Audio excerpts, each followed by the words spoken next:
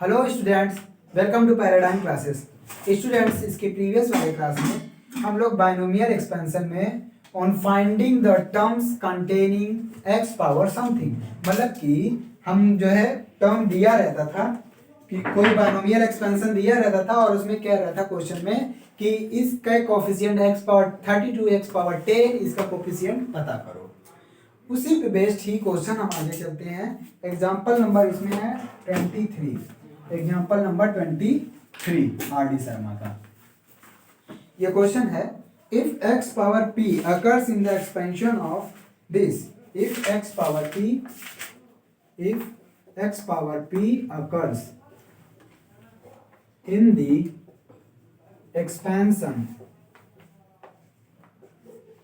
expansion of x square plus 1 upon x का power 2n prove that its coefficient is, to prove that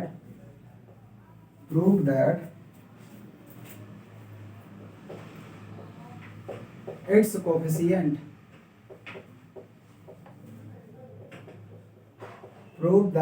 coefficient is what? factorial 2p upon 4n minus p upon 3 factorial. अच्छा, इसका भी factorial है, इसका factorial. और दूसरा है 2n plus p by 3, इसका भी फैक्टोरियल, इसका फैक्टोरियल और ये फैक्टोरियल। ठीक है, चलो देखो इसमें क्या कह रहा है क्वेश्चन में कि यदि x पावर p, इसके एक्सपेंशन में यदि x पावर p आ रहा है तो ये प्रूफ करना है कि इसका जो कोफिशिएंट होगा, ये कुल मिला के इसमें पूछा है कि x पावर p का कोफिशिएंट इज दिस, इसके एक्सपेंशन में x पावर p का कोफिशिएंट ये बताना है। ठीक है, चलो देखो एक्सपेंशन क्या है, x square plus 1 upon x का पावर 2n, और हमको x पावर p का कोफिशिएंट देना है। तो मान लेते हैं ये जो x पावर p है वो r प्लस 1th टर्म में है। ठीक, तो let x power p occurs in r plus 1th term. किसमें? r plus 1th term. तो tr प्लस 1 निकाल लो, tr प्लस 1। तो फॉर्मूला क्या होगा, NCR, n के स्थान पे यहाँ क्या है 2n, CR, और उसके बाद x का पावर मतलब x स्क्वायर का पावर हो जाएगा 2n माइनस r, और ये x का पावर मतलब 1 बाई x का पावर हो जाएगा r। इतना बात समझ में आया? अब इसको लिखोगे तो आएगा 2NCR, x स्क्वायर है, यहाँ पावर 2 है, 2 और ऊपर से भी पावर है तो पावर और पावर का मल्टीप्लाई, तो आएगा 4n माइनस 2r इनटू, और ये x का पावर क्या है r, तो ऊपर जाएगा माइनस r, तो ये आ जाएगा 2NCR, x का टोटल पावर कितना हो जाएगा 4n, यहाँ माइनस 2r है और यहाँ पे क्या है माइनस r, माइनस 2r और माइनस r हो जाएगा माइनस 3r। इतना बात समझ में आया? अब क्योंकि हमने ये मान रखा था कि ये जो है ये x का पावर p कंटेन किया हुआ है, इसका मतलब इसमें जो x का पावर है वही x का पावर p है। ठीक, क्योंकि हमने ये मान रखा था कि x power p occurs in r plus 1th term. तो क्या करोगे, ये 4n माइनस 3r, इसको कंपेयर करोगे किससे, p से, क्योंकि ये x पावर p ही है। ठीक, तो यहाँ से r की वैल्यू आ जाएगी p minus 4n, p minus 4 नहीं सॉरी p, हमको r की वैल्यू लेनी है तो r इधर कर दो, तो r इज इक्वल टू आ जाएगा 4n माइनस p अपॉन 3। बोलो कोई दिक्कत? ठीक, ये r की वैल्यू आ गई। जब r की वैल्यू आ गई तो इसका कोफिशिएंट क्या है 2NCR, इसका कोफिशिएंट आ जाएगा। देन कोफिशिएंट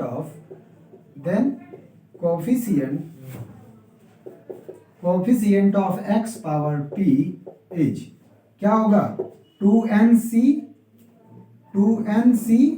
r और r की वैल्यू क्या है 4n माइनस p।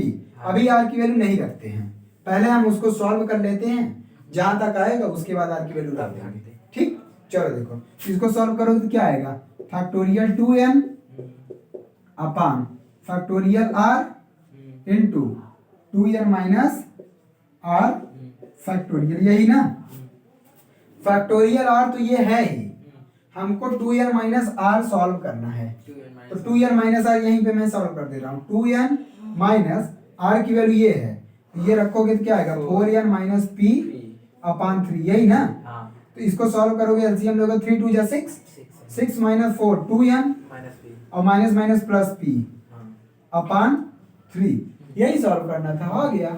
रख दो इनकी वैल्यू, ये क्या है फैक्टोरियल 2n, ठीक, और r की वैल्यू ये r है, r की वैल्यू रखोगे तो ये आएगा 4n माइनस p अपॉन 3 का होल फैक्टोरियल, और 2n माइनस r अभी अभी सॉल्व किया तो ये क्या है 2n plus p by 3 factorial, हो गया। यही क्या करना था प्रूफ करना था, ठीक है, यही हमको शो करना था। चलो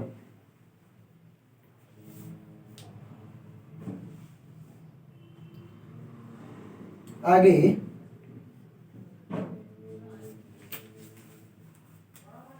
एनसीईआरटी का ही एक क्वेश्चन है, अच्छा इसमें if the coefficient of x and x square, ठीक है 28 नंबर क्वेश्चन देख लो, हटा रहा हूं इसको।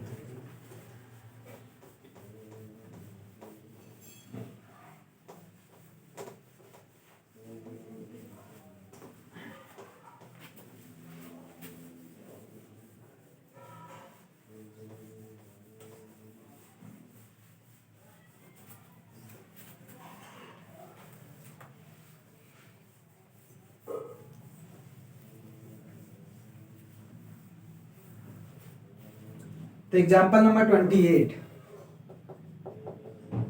ठीक, एग्जाम्पल नंबर 28 क्या कह रहा है, if the coefficient of x and x square, if the coefficient of x and x square, if the coefficients of x and x square in the expansion of expansion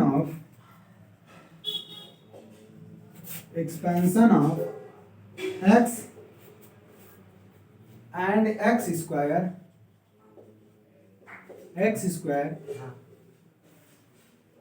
in the फिर दोबारा लिख दिया, इन the expansion लिखना चाहिए मेरे को ना, इन the expansion of what, in the expansion of 1 plus x power m और 1 माइनस एक्स का power n r 3n minus 6 r 3n minus 6 respectively, बता रहा हूँ, respectively find the value of m and n, find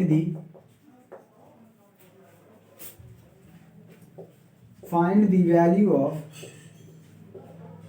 m and n, m और n की क्या पता करनी है वैल्यू। क्वेश्चन देखो, क्वेश्चन क्या कह रहा है कि इसके एक्सपेंशन में ये जो पर्टिकुलर दिया हुआ है बायनोमियल, इसके एक्सपेंशन में x और x स्क्वायर का कोफिशिएंट, x का कोफिशिएंट 3 है और x स्क्वायर का कोफिशिएंट -6 है, तब हमको m और n की क्या पता करनी है वैल्यू पता करनी है। बात समझ में? 1 प्लस x वाले में क्या है -6 1 माइनस x वाले, नहीं ऐसा नहीं है, दोनों मल्टीप्लाई हैं, दोनों के मल्टीप्लाई में। हाँ, और पावर भी अलग अलग है, ये नहीं कर सकते कि a प्लस b है माइनस b लगा दो, ऐसा भी नहीं होगा। तो है अच्छे लेवल, चलो देखते हैं अच्छे लेवल। ये है एक्सपेंशन 1 प्लस एक्स का पावर m और 1 माइनस एक्स का पावर n, यही है ना। अब यहाँ पे फॉर्मूला 1 प्लस एक्स वाला फॉर्मूला लगा दो, तो फॉर्मूला क्या होगा 1 plus m x plus m minus 1 upon factorial two x square plus m minus 1 m minus 2 upon factorial 3 x cube and so on, ऐसा जाएगा। ठीक, और इसका मल्टीप्लाई किसके साथ है? ये मल्टीप्लाई है, दूसरा वाला लिख रहा हूँ अभी ये, चलो ये मल्टीप्लाई है, आगे दूसरा वाला टर्म लिख रहा हूँ इसका, ये क्या आएगा 1 minus n x plus n minus 1 upon factorial two x square minus n minus 1 एन minus 2 upon factorial 3 x cube, फिर प्लस, इस तरह से चलता जाएगा। क्यों? क्योंकि यहाँ पे माइनस है तो एक प्लस, ऑड वाला जो पावर्स है वो नेगेटिव में और इवन वाला पावर पॉजिटिव में आएगा। बस समझ में आया? ये दोनों को हमने क्या कर दिया? एक्सपैंड कर दिया। अब इसमें क्वेश्चन में क्या रखा है कि जो x का इस पूरे में जो x का कोफिशिएंट है वो 3 है और x स्क्वायर का कोफिशिएंट है वो 6 है, -6 है। अब बताओ x का कोफिशिएंट कहाँ मिलेगा? देखो इधर, जब इस 1 का मल्टीप्लाई यहाँ पे होगा तो x को कोफिशिएंट मिलेगा एक, कहाँ पे? इस 1 का मल्टीप्लाई, क्योंकि इसका पूरे का मल्टीप्लाई इस पूरे में है, तो इसका 1 का मल्टीप्लाई सब में होगा, लेकिन हमको सबसे नहीं मतलब लेना है, हमको केवल x का कोफिशिएंट देखना है। तो देखो इस 1 का मल्टीप्लाई यहाँ होगा तब एक कोफिशिएंट मिलेगा x का, और इसका मल्टीप्लाई यहाँ होगा तब x का कोफिशिएंट मिलेगा। ठीक, तो पहले कोफिशिएंट ऑफ x लिखो, कोफिशिएंट ऑफ x क्या मिलेगा? 1 का मल्टीप्लाई इधर देखो, mx का मल्टीप्लाई इसमें हो गया तो m मिलेगा, और 1 का मल्टीप्लाई इसमें हो गया तो -n मिलेगा। ठीक, इसकी वैल्यू कितनी दे रखी है? 3, क्वेश्चन में दे रखा है। x कॉमन करेंगे ना, हाँ तो x ले, x का कोफिशिएंट पता करना है तो x छोड़ दो, जो बच गया उसको लिखो। भाई 1 का मल्टीप्लाई करेंगे यहाँ -n मिलेगा, x मिलेगा, लेकिन x छोड़ो, x का कोफिशिएंट -n, और इसका मल्टीप्लाई करेंगे तो mx मिलेगा, तो हमको m लेना है, m माइनस n केवल बचा, और वही क्या दिया है 3। बात समझ में आ? अब कोफिशिएंट ऑफ एक्स स्क्वायर देखते हैं, देखो कहाँ मिलेगा कोफिशिएंट ऑफ एक्स स्क्वायर। देखो एक्स स्क्वायर का कोफिशिएंट कब मिलेगा? जब इस 1 का मल्टीप्लाई यहाँ होगा, तो एक मिलेगा n माइनस 1 अपॉन फैक्टोरियल 2, और क्या मिलेगा? जब इस m का मल्टीप्लाई इसमें होगा तो -mm, क्या मिला? -mn, और कहाँ मिलेगा? और इसका मल्टीप्लाई 1 में होगा तब तो क्या मिलेगा? m माइनस 1 अपॉन फैक्टोरियल 2, और कोई कहीं नहीं मिलेगा एक्स स्क्वायर का कोफिशिएंट। बात समझ में आ? भाई 1 का मल्टीप्लाई इसमें होगा, ये मिला, इस 1 का मल्टीप्लाई इसमें होगा, ये मिला, और इसका मल्टीप्लाई इसमें होगा तब ये मिलेगा, तभी एक्स स्क्वायर आएगा ही, अदरवाइज कहीं भी एक्स स्क्वायर का टर्म नहीं मिलने वाला। बात समझ में आ? और इसकी वैल्यू क्या रहती है? -6। अब बताओ, दो इक्वेशन बन गया, हम सॉल्व कर सकते हैं? दो इक्वेशन बन गया ना? देखो फैक्टोरियल 2 की जो वैल्यू है वो 2 ही होती है, इनका पूरे का एलसीएम हम 2 ले लेंगे, तो 2 एलसीएम लेंगे तो यहाँ मिलेगा n square minus n, multiply कर देना हूँ, n स्क्वायर माइनस n, यहाँ 2 का मल्टीप्लाई करोगे तो 2mn मिल जाएगा। ठीक, और यहाँ पे मिलेगा m स्क्वायर माइनस m, बोलो, और इज इक्वल टू -6। 2 का देखो, 2 का इधर मल्टीप्लाई इधर जाएगा, और सॉरी डिवाइड इधर जाएगा, मल्टीप्लाई, तो ये मिला। हाँ, यहाँ m स्क्वायर माइनस m कैसे है? m स्क्वायर माइनस m, और क्या? और एक और होगा ना, और कौन होगा? n स्क्वायर माइनस n, ये 2m, और 2m यहाँ तो मल्टीप्लाई किया ना 2 से, 2mn आया, और इसका इधर मल्टीप्लाई प्लस में है। ठीक, तो यहाँ क्या मिला? देखो n वाला कैंसिल हो गया, कुछ नहीं कैंसिल हुआ, कहाँ कैंसिल किया हूँ? कौन सा टर्म? ओके ओके, n का भी मल्टीप्लाई किया हूँ, n स्क्वायर और माइनस n, और ये 2mn आ गया। यहाँ तो ध्यान से देखो, एक फार्मूला बन रहा है, कौन सा जानते हो? a square plus b square minus 2m। ठीक, तो ये बन गया m माइनस n का whole square, m minus n का होल स्क्वायर, और ये बना माइनस कॉमन करोगे तो -m प्लस n, और 6 2 जा उधर जाएगा -12। ठीक, अब इक्वेशन इससे m माइनस n की वैल्यू क्या है? 3 है, तो m माइनस n यहाँ 3 रखोगे, 3 3 जा 9 यहाँ रखोगे जब, तो 9 minus m plus n is equal to -12, और 12 इधर जाएगा, 9 2 11, ये आ जाएगा m प्लस n की वैल्यू 21, बोलो ये 12 माइनस में इधर जाएगा प्लस, प्लस। 12 और 9 ऐड करोगे 21 m plus n, m plus n की वैल्यू 21 और m माइनस n की वैल्यू 3 दे रखा है। हाँ। इसको सॉल्व कर लो, दोनों को ऐड करोगे तो 2n आएगा 24 और n is equal to m is equal 2m is equal to 24, m is equal to आ जाएगा 12, m इज इक्वल टू 12 किसी भी एक इक्वेशन में रखोगे n इज इक्वल टू आ जाएगा क्या 9। ठीक, यही इसका आंसर है। हो गया, आसान था। ठीक, चलिए आगे। कुछ नहीं लगाना है, जितना पढ़े हो कोफिशिएंट टर्म्स यही सब करना है, और सब में कोई फार्मूला याद करना ही नहीं, केवल एक formula a plus b raise to power n, इसका ही याद कर लो। बाकी यहीं से तो सब जनरेट हुए हैं, nth term, rth term, middle term, number of term, सब। तो सर इसमें जो मल्टीप्लाई था वो इससे इसका कोई मतलब नहीं, कुछ नहीं, केवल हमको जो दिया था वो देखना है ना, मल्टीप्लाई क्या करने की जरूरत बस है। वही। चलिए सबका मल्टीप्लाई करें।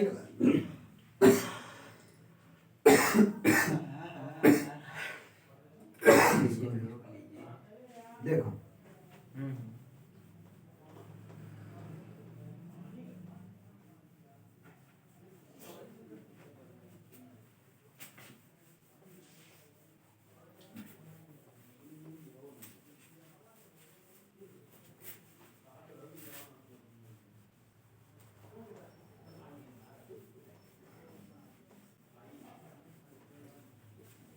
चलो अब आते हैं on finding the terms independent of the variable. मतलब कि अब जैसे कोई एक्सपेंशन दिया हुआ है और उसमें कह रहा है कि वो टर्म बताओ जिसमें वेरिएबल है ही नहीं, वो टर्म बताओ जिसमें वेरिएबल है ही नहीं। तो to find the terms independent of variable, हाँ नहीं, 0 पावर x पावर 0, वही तो कहे टू फाइंड 1 ही आएगा ना आंसर इसका। तो फिर इसमें नहीं 1 नहीं आएगा, जरूरी नहीं है, ऐसे हो सकते हैं कुछ 2 पावर 0 1 4 अरे वो नहीं कह रहा हूँ कि कुछ भी दे सकते हैं ना एक्सपेंशन, तुम कैसे 1 तो 1 प्लस एक्स में ही है, केवल 1 plus x power n type का होगा तभी 1 आएगा आंसर, लेकिन क्या है 1 प्लस एक्स ही टाइप का है। टू फाइंड द टर्म, एक बताऊंगा इसमें नंबर इंडिपेंडेंट, अरे अभी क्वेश्चन नहीं लिखा हूँ, ये independent of variable, independent of variable. To find the term independent of variable, और इसमें एग्जांपल नंबर मैं करवा रहा हूं, find the coefficient of the terms independent of x in the expansion. इतना लंबा है ये क्वेश्चन।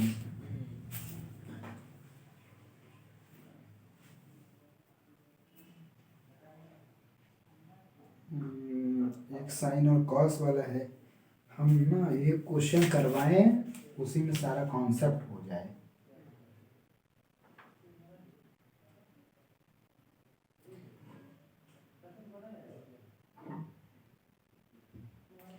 चलो अच्छा एक देख लो। तो एग्जाम्पल नंबर इसमें है 29, एग्जाम्पल नंबर 29। इसमें कह रहा है कि find the term independent of x, find the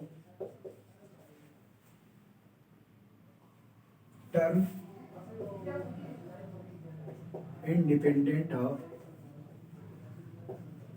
independent of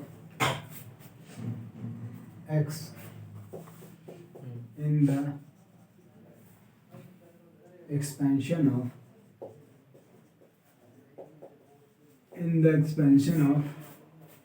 3x square minus 1/2x cube power 10। ठीक, चलो देखो इसमें क्वेश्चन क्या पूछ रहा है कि इसमें वो टर्म बताओ जिसमें x नहीं है, हाँ जो x से इंडिपेंडेंट हो। तो मान लेते हैं वो टर्म कौन सा है, r plus 1th term. Let r plus 1th term is independent of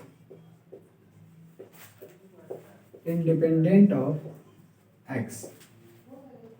independent of क्या है, x है। तो ये टी आर प्लस 1 फॉर्मूला लगा दो, टी आर प्लस 1 क्या आएगा 10cr 3x स्क्वायर का power 10 minus r into -1/2x cube का पावर r। बात समझ में आ? अब क्योंकि ये माने हैं कि इसमें x नहीं है, इसका मतलब जो भी यहाँ x आ रहा है पावर, उसका पावर क्या कर देंगे? जीरो। तो पहले सॉल्व कर दो, क्या आएगा? -1 का पावर r ले लो, नहीं उसको ऐसे ही लिख दो। यहाँ देखो 3 का पावर x स्क्वायर है, 3 का पावर 10 माइनस r और x का पावर 20 माइनस r आएगा, और वो यहाँ पे आएगा x का पावर और क्या आएगा? x पावर -3r और -1/2 है, -1/2 का पावर r, उसको छोड़ो। ठीक, अब देखो यहाँ पे क्या आ गया? 10cr, 3 का पावर 10 माइनस r और ये है -1/2 का पावर r। x का पावर टोटल कितना हो गया? 20 माइनस r और -3r, 20 माइनस 4r। बात समझ में आ? Okay 10cr। ठीक, अब क्योंकि हमने इसको माना था कि it is independent of x, इसका मतलब x का जो भी पावर होगा वो जीरो होगा, क्योंकि किसी का पावर 0 1, तो ये इंडिपेंडेंट ऑफ x बनाने के लिए as this term is independent of x, hence x का पावर क्या करेंगे? 20 minus 4r must be equal to 0। ये होना चाहिए। इसको 0 के कैलकुलेट करोगे तो r की वैल्यू क्या आ जाएगी? 4 5 जा 20, r की वैल्यू क्या आ जाएगी? 5। अब r की वैल्यू 5 इसमें रख दो, r की वैल्यू 5। इसमें कह रहा है टर्म पता करना है ना, तो कौन सा टर्म? 5 1 6 टर्म, क्योंकि हमने माना था r प्लस 1th टर्म, तो r 5 आ गया, तो इसका मतलब छठा term, that is 6 term is independent of x in that expansion.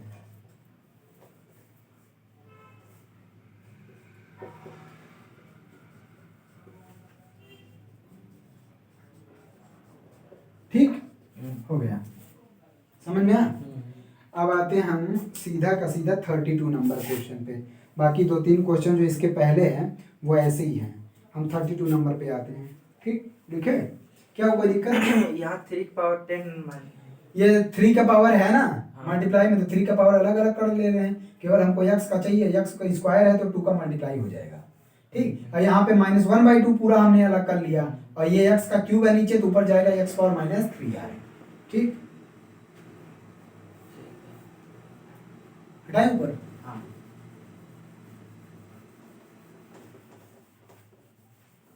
Sir इसमें मतलब x नहीं होगा ना? नहीं, अरे यार क्योंकि इसको 0 के इक्वेट कर दिया, तो x पावर 0 रखोगे तो 1 आएगा ना, नहीं, इसका मतलब x है ही नहीं इसमें। नहीं, जो इक्वेशन है 3x² - 1/2x। हाँ, उसमें x नहीं, उसमें इस वाले छठे टर्म में x नहीं आएगा, बस वही। और यही पूछा ही था। हम्म।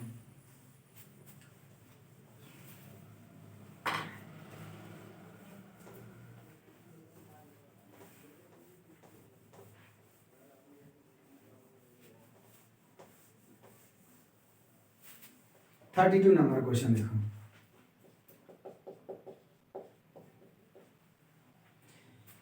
ये कह रहे कि find the greatest value of the term, find the greatest value of the term,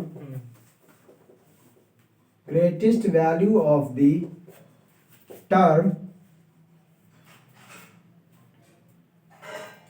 independent of x, independent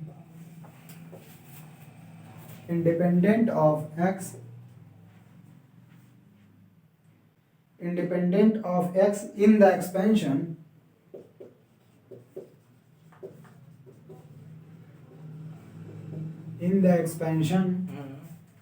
of x sin alpha plus cos alpha upon x का पावर 10, और अल्फा बिलोंग्स टू r है, where alpha belongs to r। बात समझ में आया question? ये question कह रहा है कि find the greatest value of the term, मतलब कि ऐसे इसका मतलब इसमें कई टर्म्स होंगे, लेकिन इसमें बताना है ग्रेटेस्ट वैल्यू ऑफ टर्म्स कौन सा टर्म होगा, सबसे बड़ा टर्म जिसमें जो है एक्स इसमें ना आए, मतलब इंडिपेंडेंट ऑफ एक्स हो। ठीक है, तो x तो 0 हाँ वैसे ही कैलकुलेट करेंगे, देखेंगे क्योंकि ग्रेटेस्ट कहा है तो कुछ ना कुछ तो है। मान लेते हैं r प्लस वन टर्म इस पे क्या है, इंडिपेंडेंट ऑफ क्या है, x है। तो let r plus one term is independent of x है। r प्लस वन टर्म में क्या है, इंडिपेंडेंट ऑफ x है। इसका मतलब r प्लस वन टर्म निकालो, T are plus one is equal to N C R x sine alpha का power 10 minus are cos alpha upon x का power R, यही ना। हमको एक्स का पावर केवल लेना है, एक्स सी आर, यहाँ आ जाएगा साइन अल्फा का power 10 minus r into cos alpha का पावर आर। अब एक्स का पावर यहाँ क्या है, 10 माइनस आर, यहाँ है ना एक्स का पावर, और यहाँ एक्स का पावर माइनस आर है।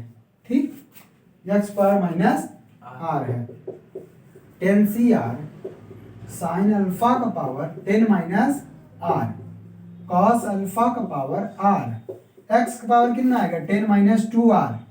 ठीक, 10 माइनस, ठीक समझ में आया कि नहीं। साइन अल्फा यहाँ अलग कर लिया, कॉस अल्फा यहाँ से अलग कर लिया, यहाँ एक्स का पावर 10 माइनस आर है ये लिख दिया, और यहाँ एक्स का पावर माइनस आर है ये लिख दिया। अब हमको क्योंकि ये मान रखा हूं कि ये जो टर्म है वो इंडिपेंडेंट ऑफ एक्स है, इसका मतलब एक power of x must be equal to 0 as this term is independent of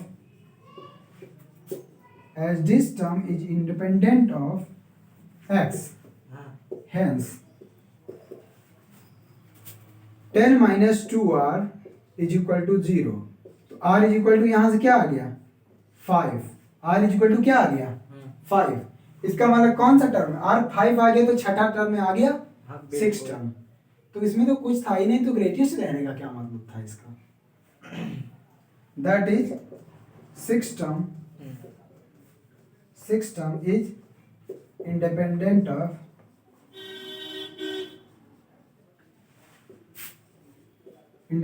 of x. ठीक,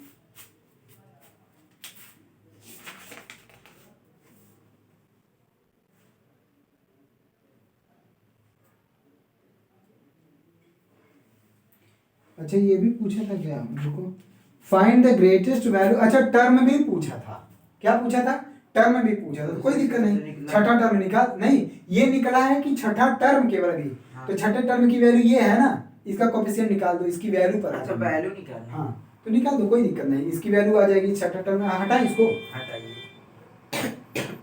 इसको साइन अल्फा वैल्यू नहीं मालूम, अरे तो इसीलिए तो ग्रेटेस्ट लगाना है। ठीक, हटा रहा हूँ, इसको हटा के मैं यहीं पे सॉल्व कर दे रहा हूँ। तो अब पता चल गया r इज इक्वल टू 5, तो r इज इक्वल टू 5 इसमें रख दो, r इज इक्वल टू 5 रखोगे तो मिलेगा t6, किसमें रखना है ये, अरे इसमें रखो ना, तो 10c5 साइन अल्फा का पावर 10 माइनस 6 4। ठीक, सॉरी r 5 था ना तो 5 आएगा, और cos अल्फा का पावर भी 5 है, बाकी और कुछ बचा नहीं, ये 0 रहेगा क्योंकि 5 टू 10 कर दोगे वो कुछ रहेगा ही नहीं। अब चलो 10c5, इसको दोनों का पावर सेम है तो sine alpha into cos alpha का पावर 5 लिख सकते हैं, sine alpha into cos alpha का पावर 5। इसमें एक काम कर दो, 2 का पावर 5 का मल्टीप्लाई और 2 का पावर 5 का डिवाइड कर दो, क्यों वो मैं बता रहा हूँ, क्योंकि मैक्सिमम मिनिमम निकालना है। तो 2 का पावर 5 का यहाँ डिवाइड कर दिया और 2 का पावर 5 का मल्टीप्लाई कर दिया। ठीक, अब क्या काम करेंगे, 10c5 अपान 2 का पावर 5 यहाँ लिख दो। अच्छा इस 2 का पावर 5 इधर देखो, इनका भी पावर 5 है और 2 का पावर 5 है, तो 2 को मैं इसके साथ लिख सकता हूँ, मतलब ये लिख सकता हूँ 2 साइन अल्फा कॉस अल्फा का पावर 5। बोलो कोई दिक्कत, 2, अरे 2 इसके साथ मल्टीप्लाई कर दिया क्योंकि पावर दोनों का सेम है। अब एक फॉर्मूला याद है, 2 sine alpha into cos alpha क्या होता है?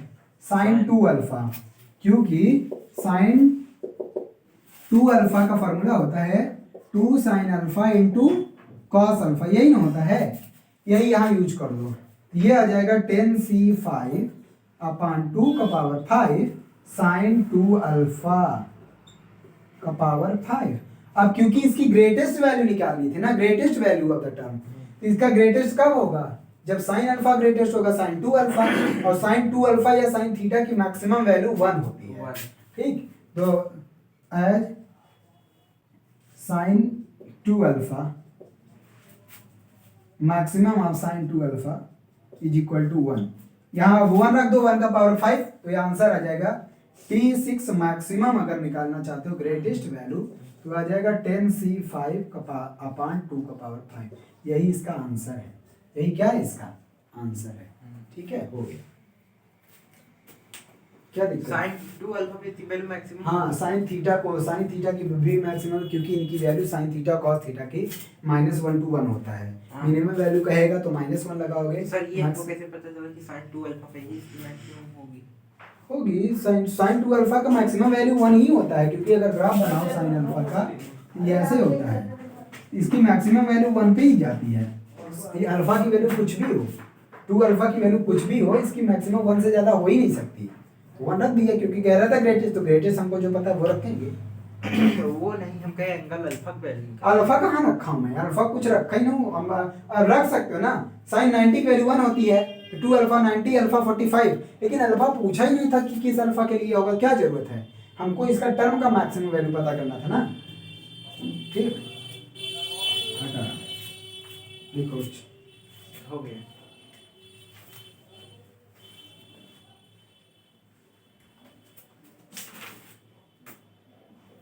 If the fourth term in the expansion, इतना फाइंड, ठीक है, इसको कर लोगे। Problem relating to coefficient in the binomial, ठीक है। हम अब इस टाइप का क्वेश्चन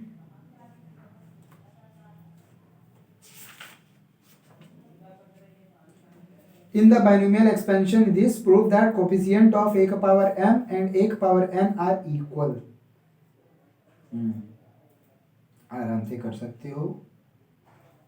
और ये क्या है? Prove that coefficient of x power n in the expansion of x 1 plus x power 2n is twice the coefficient of x power n in the expansion.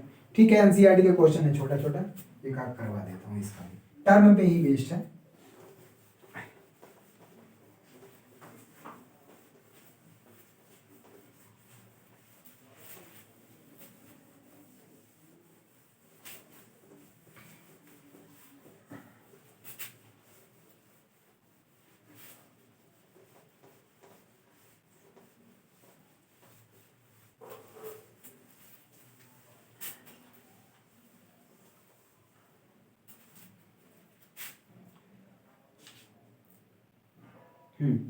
तो कह रहा है कि इन the binomial expansion 1 plus a का power m plus 1। Example number है 35, example number 35, या फिर ये वाला छोड़ के मैं एक क्वेश्चन दूसरा करा रहा हूँ 36 ज़्यादा अच्छा है, वो कर लोगे। 35 वाला कर सकते हो।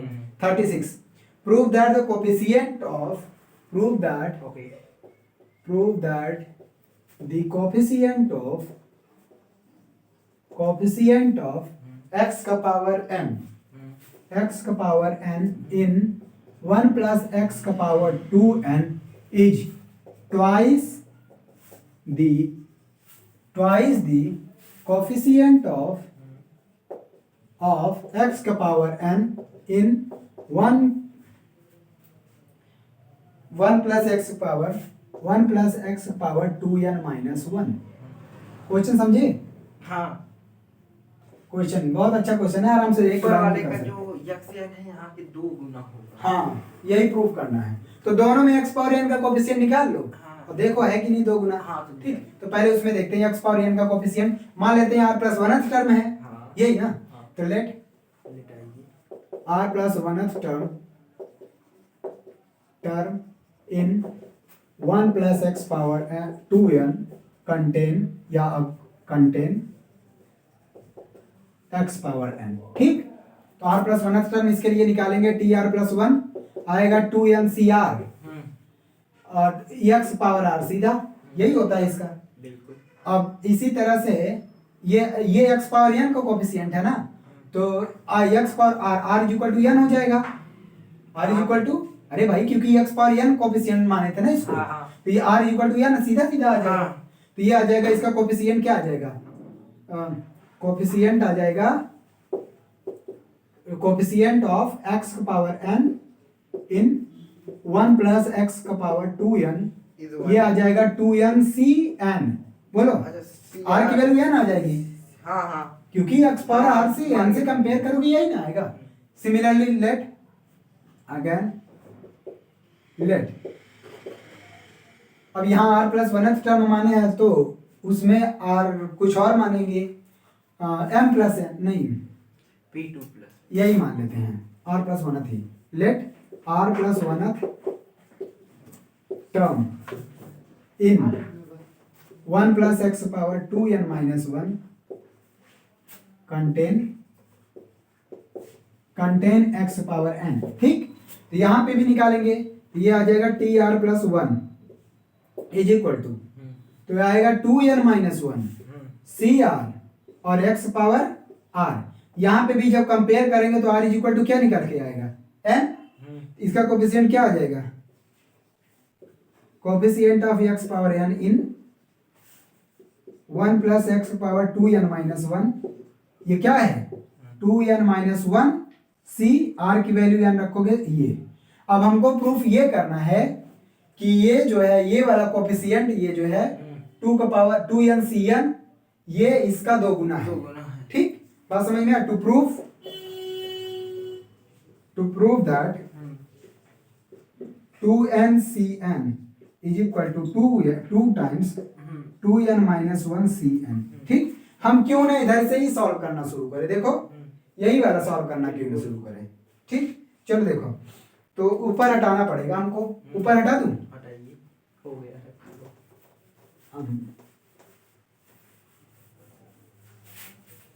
हमको प्रूव करना है ये 2nCn इज इक्वल टू, क्या प्रूव करना, टू प्रूव, हो गया, प्रूव कर लिए, नहीं करो, लिख लिए। To prove 2nCn is equal to 2 times of 2n minus 1Cn। ठीक, चाहे जहां से, चाहे लेफ्ट हैंड राइट उठाओ, चाहे लेफ्ट हैंड साइड उठाओ, चाहे राइट हैंड साइड हो जाएगा। हम राइट हैंड साइड देखते हैं,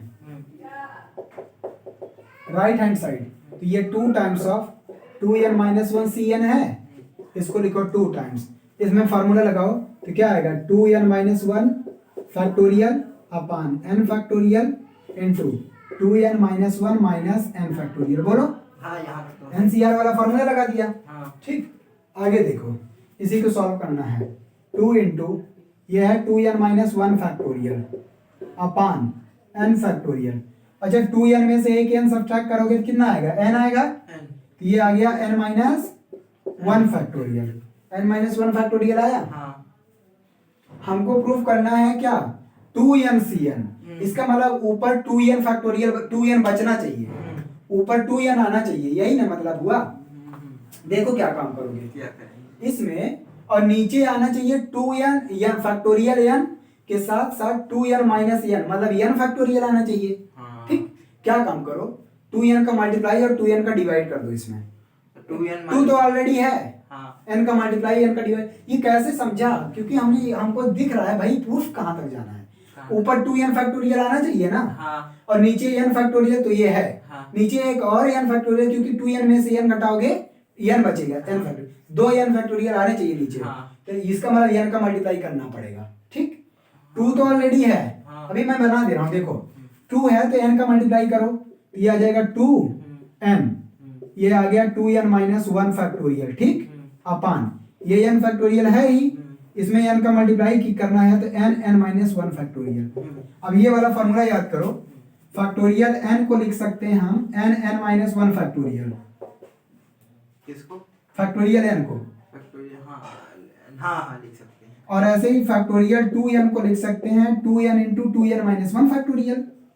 बोलो, 2n फैक्टोरियल, हाँ एक घटा के, तो ये बताओ ये तो वही है ना, तो इसको 2n फैक्टोरियल नहीं लिख सकते, ये वाला टर्म ये, और यहाँ फैक्टोरियल n, और इसको भी क्या लिख सकते हैं, n फैक्टोरियल।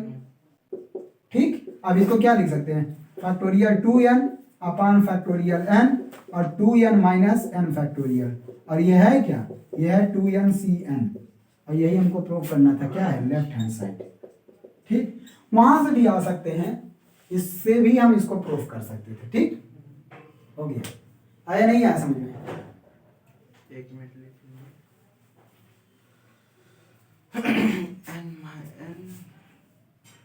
ये क्या है, लेता है। ठीक है, देखो example number 41।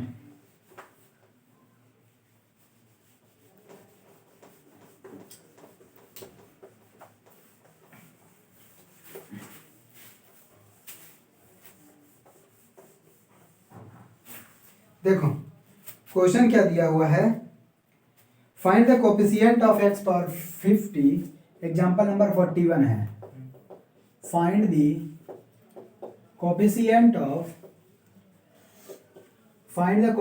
Of x power 50 हाँ after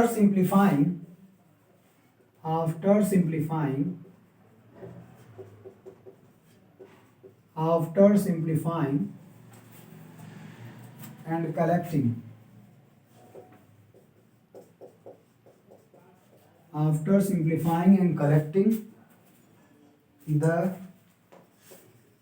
like term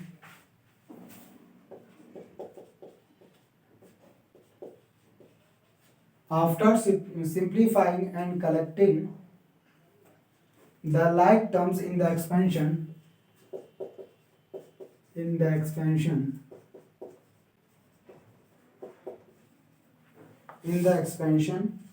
of 1 plus x power 1000 plus x 1 plus x power 999 plus x square 1 plus x power 998 plus x cube 1 plus x power 997 and up to x power 1000, up to x power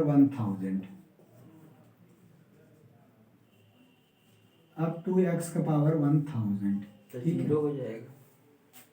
कैसे zero हो जाएगा, देखो यहाँ जब उसके 1000 वो zero था तो उसके 1000 वो जीरो होगा। अच्छा, देखो इसमें क्या कह रहा है कि find the coefficient of x power 50 after simplifying and collecting the like terms in the expansion of this.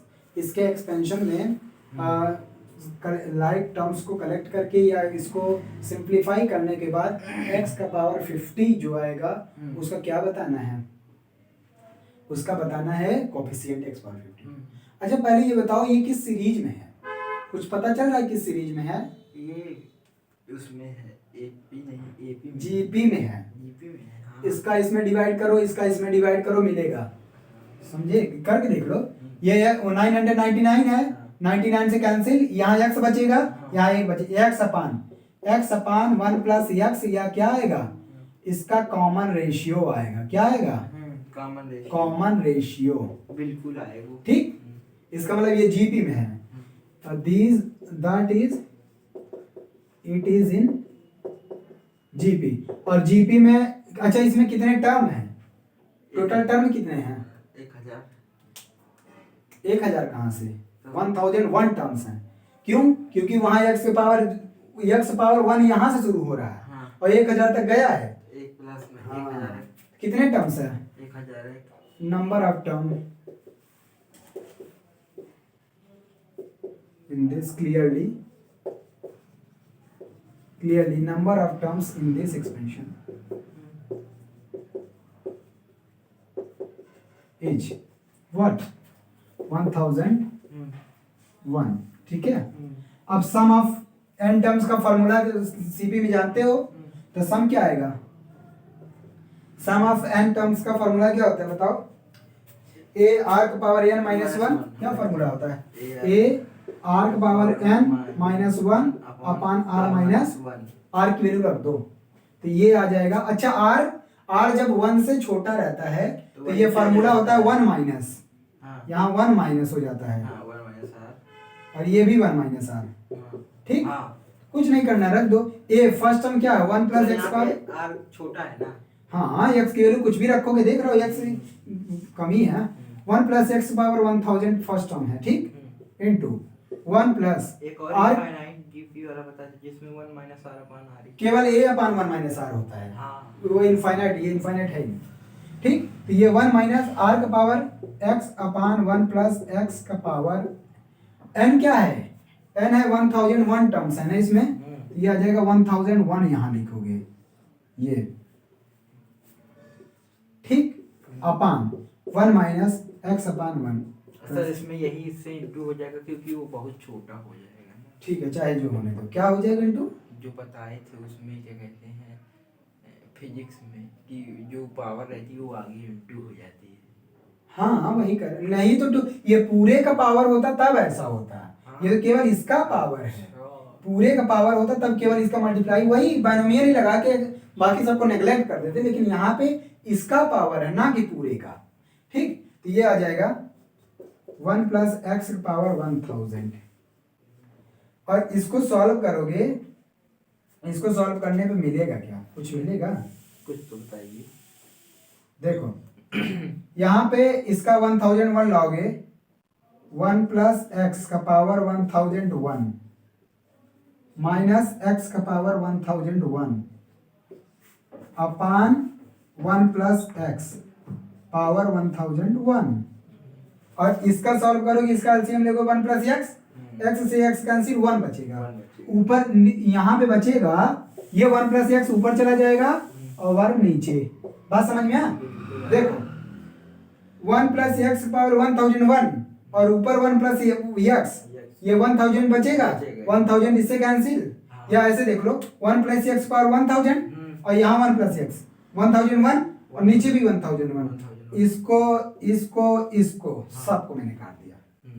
अब केवल बचा क्या, ये सम में बचा 1 प्लस एक्स का पावर 1001 माइनस एक्स का पावर 1001। अब बताओ इसका जब एक्सपेंशन करेंगे तो पहला वाला टर्म ही एक्स पावर 1001 आएगा, और एक्स पावर 1001 कैंसिल आउट कर देगा, इसका एक्सपेंशन करोगे, पहला वाला नहीं पहला नहीं, लास्ट वाला टर्म आएगा, एक्स पावर 1001 वो इससे कैंसिल आउट हो गया, बाकी तो एक्स पावर 50 वाला टर्म इसी में मिल जाएगा, क्या दिक्कत है, तो उसी में मिलेगा, एक्स पावर 50 पता करना है ना, इसमें आ जाएगा, कोई दिक्कत नहीं। चलो देखते हैं, हटाएं इसको, तो इसका 1 प्लस एक्स की पावर 1000 हो जाएगा ना, हाँ वो बचेगा 1 प्लस एक्स पावर 1000 तक रहेगा, लेकिन हमको उससे क्या मतलब, हमको एक्स पावर 50 पता करना है, तो यहाँ तो जाने की जरूरत ही नहीं है, केवल इसी में जो आएगा टर्म वही आएगा, क्योंकि ये अल्टीमेटली इसके एक टर्म से कैंसिल आउट हो जाएगा, तो केवल 1 पावर 50 इसी में मिलेगा, तो हम केवल इसी का क्यों न मान ले कि x पावर 50 टर्म्स इसी में कंटेन है r प्लस 1th टर्म में। ठीक, हटा रहे हैं इसको, इससे छोटा हो गया, हाँ इससे छोटा हो गया, हाँ वो ऐसे देख के बड़ा वो लग रहा था ना, उससे भी आ जाता आंसर, लेकिन उसमें जो भी बनता है x पावर 50 सब में आता, यहाँ पे भी आता, यहाँ पे भी आता, यहाँ पे भी, तो सबको मल्टीप्लाई करके ऐड करते तो लास्ट में आंसर ये मिलता। तो क्या जरूरत है, जब हमारे पास सॉल्यूशन पता है, तो ये क्या आ गया पूरा सम, इसका सम टोटल आ गया 1 plus x power 1001 minus x power 1001। ठीक है, तो अगर इसको सॉल्व करेंगे तो 1 plus n x 1001 x plus 1001 into 1000 upon factorial two x square, last में इसमें क्या आएगा, एक्स पावर 1001 आएगा और माइनस एक्स पावर 1001 है ही।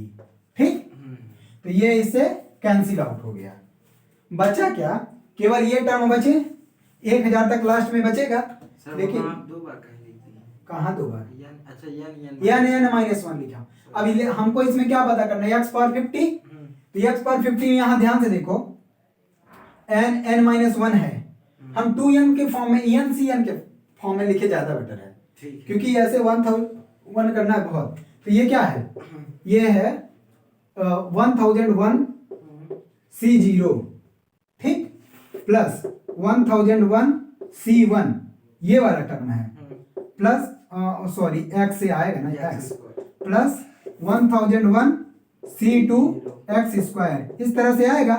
तो nth टर्म एक्स पावर 50 वाला टर्म में क्या आएगा, एक्स पावर 50 किस में कंटेन कर रहेगा, 1000। हाँ, कोफिशिएंट ऑफ एक्स पावर 50 क्या आएगा, यहाँ देख के बताओ, एक्स पावर 1 है तो ये 1 है, एक्स पावर 2 है तो 2 है, 50 वाला 50 रहेगा, तो 1001 C50, यही आंसर है। इसको सॉल्व करना मुश्किल है, 1001 50 टाइम घटाना पड़ेगा ना, यही आंसर है इसका, ठीक है, हो गया।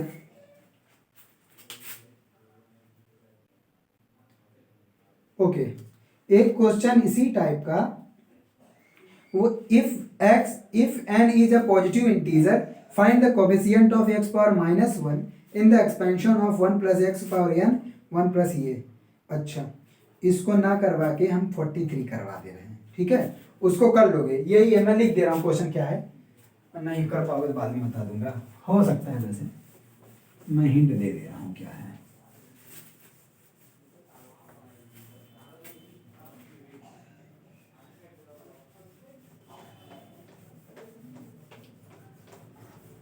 नहीं, चलो कर दो। एग्जाम्पल नंबर 42 है, एग्जाम्पल नंबर 42, ये कह रहा है कि if the n is positive integer, क्या है, इफ n पॉजिटिव इंटीजर है, क्या है, n पॉजिटिव इंटीजर है, फाइंड द कोफिशिएंट ऑफ, क्या कह रहा है, find the coefficient of x power -1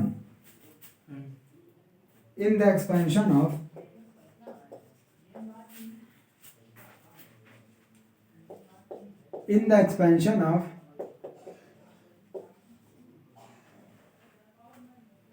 one plus x power n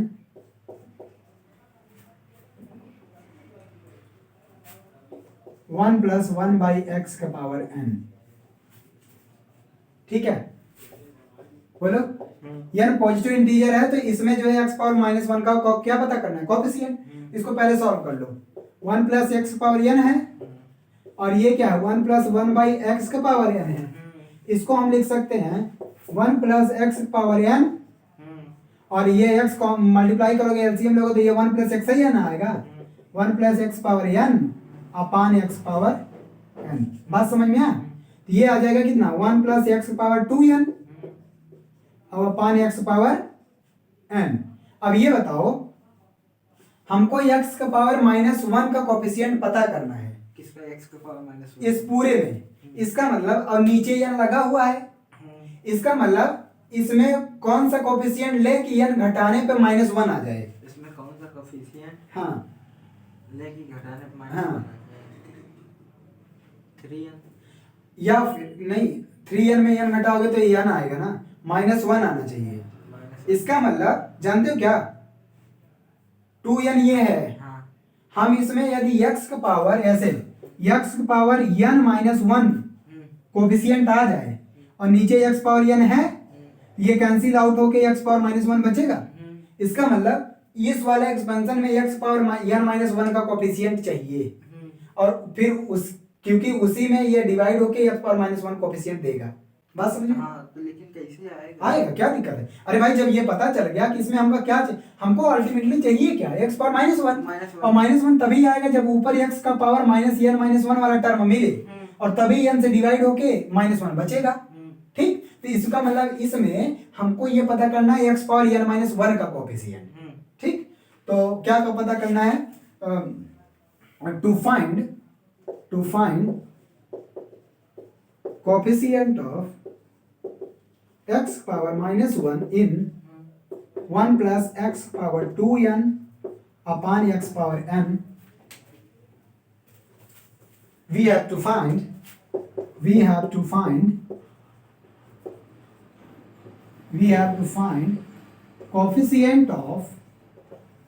coefficient of x power n -1 in 1 plus x power 2n, बात समझ में आया, तो मान लेते हैं इसका जो है r+1th टर्म है, हाँ, तो r+1th टर्म में आ जाएगा 2n CR और एक्स पावर आर, यही ना, 2n एक्स पावर आर। और क्योंकि ये माना हुआ x power n minus one वाला है, यहाँ से इसे कंपेयर करेंगे तो r is equal to n minus one आ जाएगा।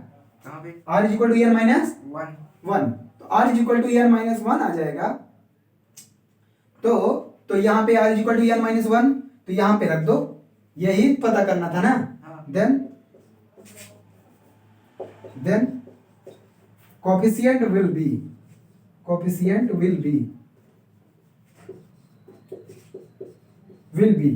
ये आ जाएगा 2n c r है ना, 2n c r, 2n c, और r की वैल्यू क्या है n माइनस वन। बात समझ में आ? अब इसको सॉल्व कर लो।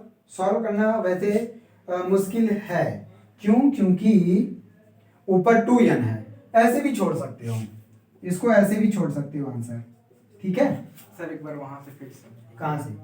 टू फाइंड से। देखो हमने इसमें क्वेश्चन में कहा था कि इस पूरे एक्सपेंशन में x पावर माइनस वन का कोफिशिएंट पता क्या करना है? ठीक, हमने इसको सॉल्व किया तो हमको लास्ट में ये मिला। हाँ। इतना समझ में आया? अब हमको हमारा टारगेट इसमें हमको चाहिए x पावर माइनस वन का कोफिशिएंट और नीचे n बैठा है।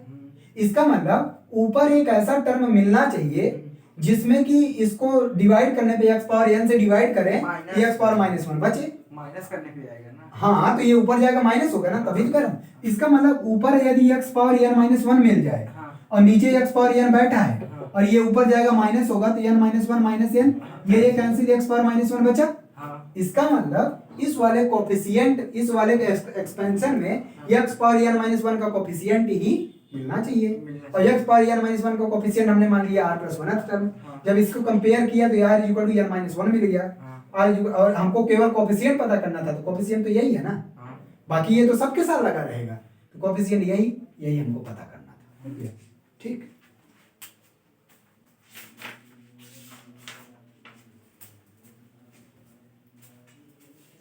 एक टाइप का